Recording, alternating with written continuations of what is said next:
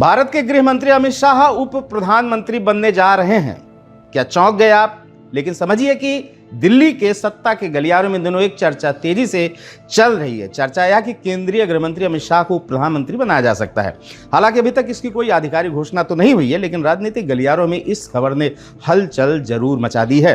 अब सवाल सिर्फ इतना नहीं है कि अमित शाह डिप्टी पीएम बनेंगे या नहीं, सवाल यह भी है कि क्या वह इस कुर्सी का इतिहास देखना चाहेंगे, क्योंकि भारत में उप प्रधानमंत्री की कुर्सी का रिकॉर्ड बड़ा ही अनोखा और दिलचस्प है। अब तक देश में गिने चुने नेताओं को ही यह पद मिला है। 1947 से 1950 तक सरदार वल्लभ भाई पटेल उप प्रधानमंत्री है, लेकिन प्रधानमंत्री नहीं बन पाए।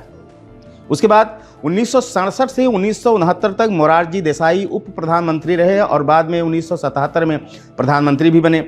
1979 में चौधरी चरण सिंह उप प्रधानमंत्री बने और उसी वर्ष प्रधानमंत्री भी बन गए।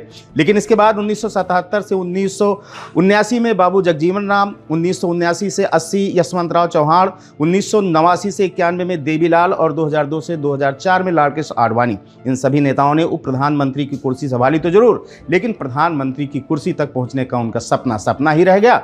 यानी कि आंकड़े कहते हैं कि अब तक 7 प्रमुख उप प्रधानमंत्रियों में सिर्फ 2 ही प्रधानमंत्री बन पाए, जबकि 5 का सपना अधूरा रह गया। अब जरा राजनीतिक व्यंग्य भी समझिए और देखिए।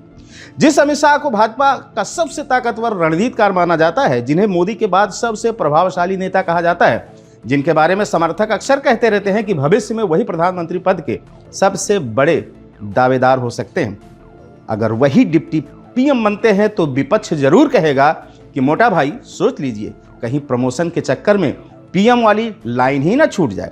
और भाजपा समर्थकों का जवाब भी तैयार रहेगा, हमेशा की तरह, कि इतिहास रिकॉर्ड बनाता है, अमित शाह रिकॉर्ड तोड़ते हैं। वैसे एक बात और है, अगर अमित शाह उप प्रधानमंत्री बनते हैं और भविष्य में प्रधानमंत्री भी बन जाते हैं, तो वह मोरारजी देसाई और चौधरी चरण सिंह के बाद ऐसे तीसरे नेता होंगे जिन्होंने डिप्टी पीएम से पीएम तक का सफर तय किया होगा। लेकिन अगर नहीं बने तो राजनैतिक पंडित फिर से कहेंगे कि डिप्टी पीएम की कुर्सी शुभ ज्यादा या अशुभ। फिलहाल यह पूरी चर्चा सिर्फ राजनीतिक अटकलों पर आधारित है। आधिकारिक घोषणा का इंतजार है, लेकिन इतना तय है कि अगर अमित शाह को डिप्टी पीएम बनाया गया तो उनके शपथ ग्रहण से पहले ही इतिहास की यह फाइल जरूर खुल जाएगी। मेरा नाम विवेक है, आप देख रहे थे हमारी टीवी यूपी। कमेंट में अपनी राय दीजिए। नमस्कार।